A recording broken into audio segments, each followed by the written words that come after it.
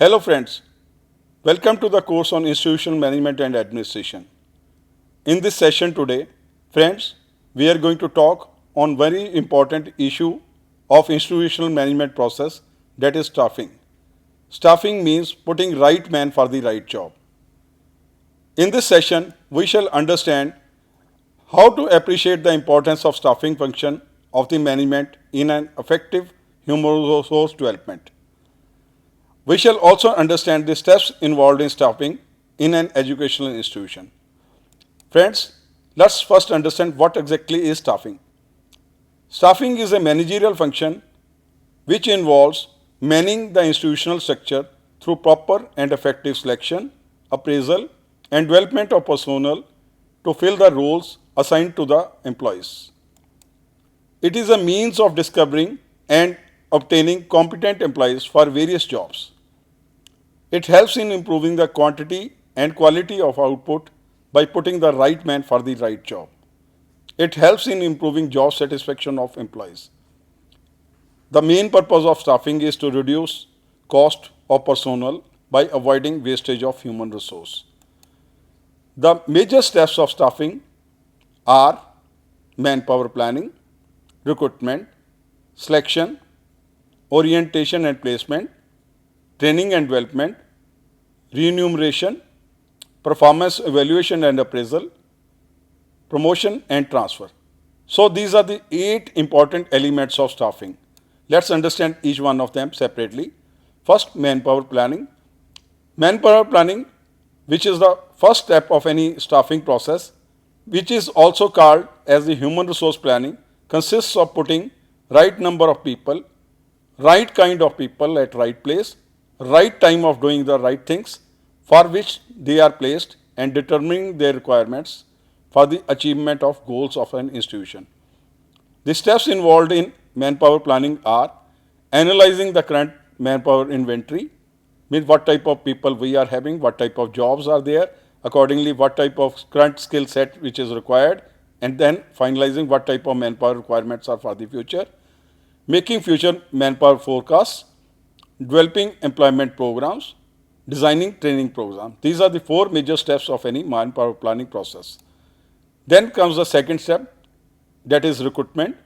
Recruitment is the process of searching for prospective employees and stimulating them to apply for the jobs in the institution. There are basically 2 types of recruitment processes. First is internal, other is external. Under the internal process, the 3 categories of recruitment process are transfers, promotions, re-employment of ex-employees. Under the external, the type of recruitment processes are employment at the institution level, advertisements, employment exchanges, employment through employment agencies, employment through other educational institutions based on recommendations, and labor contractors, which is being put into use these days in the practice of the institutional management. The third step of the staffing is selection. This refers to the process of choosing from candidates those who will become employees of the institution. Selection process involves development of selection criteria, then advertisement, shortlisting of candidates, application form submission, testing and interviewing, reference checking, making the final selection decision, and submission of medical requirement. Then comes the process of orientation and placement of the employees who have been selected in the institution. Orientation is the process of receiving and welcoming an employee when he first joins the institute.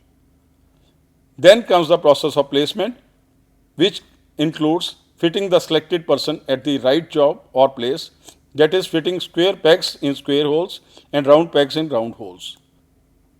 After the selection of the employees and their placement, at the time of orientation, the major information which needs to be given to the employees is brief history and activities of the institute's organizational structure in terms of organization chart, who is commanding, who is authority, who is responding to whom, who is accountable to whom, span of control, and its width is also told at the time of orientation.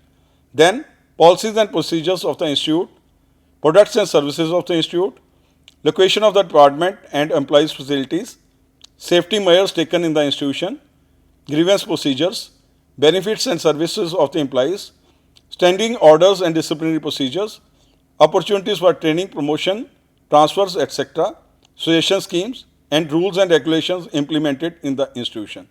This is in brief the gist of the information which needs to be given to the employees who have been selected in the institution at the time of orientation. Let's understand the significance of placement in an institution. Right placement enhances employee morale. It helps in employee turnover reduction. It aids in lessening absenteeism. It facilitates in accident or mishap rates reduction. It helps in avoiding misfit between the candidate and the job, and it assists the candidate to work based on the preset objectives of an institution. So, after the selection of the candidate, his placement at the right type of job, where there is a job which is requiring his skill set and it's of his interest, placement plays a very significant role. So that's the reason placement should be as per the wishes, as per the orientation, as per the thought process, as per the motivation, as per the skill set of the individual. After the placement, the development of people is very important. So training and development, which is another important part of the staffing, takes place. In training, we try to enhance the skills, capabilities and knowledge of the employees for doing a particular job. The broad objective is to make sure the availability of a skilled and willing workforce to an institution. Let's understand some of the benefits of training and development. The benefits are enhancement of employees' morale, requirement of less supervision because the employees are already trained, they know what to do, when to do and how to do. It also leads to less accidents because of the competency enhancement of the individuals. It enhances the quality and productivity, and it also leads to enhancement of opportunities for promotion. There are basically two methods of training and development. First is on the job, when the person is performing at the time he is being trained, and off the job he is being sent to some other place to undergo a training, that is called off the job. After the training and development, another important part of staffing is to fixation of remuneration of the employee. He should know what package he is getting, why he is getting this package, and what motivates him. This is based on the remuneration which an individual gets. Remuneration is the overall compensation that an employee receives in exchange for the services he performed for the employer. Remuneration packages can consist of employee benefits or fringe benefits, deferred payment, for example, pension system, related to the time means paid holidays, sick pay. Some of the things are related to payment in kind. These can be in terms of subsidized meals or transport, or items such as official cars, which may be provided as a reward and sign of status in the institutional hierarchy rather than as tools for the performance on the job. After the placement, after the training, another important part of the staffing is performance appraisal. Performance appraisal is a review and discussion of the employee's performance of assigned duties and responsibilities. The broad objectives of performance appraisal are to keep records for deciding on compensation to be given to the employees, their wage structure, their salary raises, etc., to identify the strengths and weaknesses of the employees in order to place the right man for right job, assess the potential present in the person for future growth and development. After the performance appraisal, another important part of the staffing is promotion and transfer. Promotion and transfer is again based on the performance appraisal of an improvement. It can sometimes act as a positive aspect, sometimes it can act as a negative aspect. Let's discuss what promotion is exactly. Promotion means appointment of an employee to another position within the same department or elsewhere in the institution, involving duties and responsibilities of a more demanding nature and recognized by a higher pay grade and salary. Means you are promoted, it's a positive aspect after the performance appraisal, means your duties you are performing are excellent. That's the reason you are being recognized for higher opportunities, higher accountability. Then another part of the promotion and transfer is the transfer. appointment of an employee to another position within the same department or elsewhere in the institution involving duties and responsibilities of a similar nature and having a comparable pay, grade and salary. In some situations, the transfer may be at lesser pay grade or salary when it is being considered as a punishment. Friends, this is all I wanted to deal with you under the broad head of staffing, which is a very important component of any institutional management process. Let's revise what we have dealt with in this session. First, with staffing. Staffing is a management function that involves recruiting people with necessary knowledge and skills into an institution and developing them into precious institutional resources.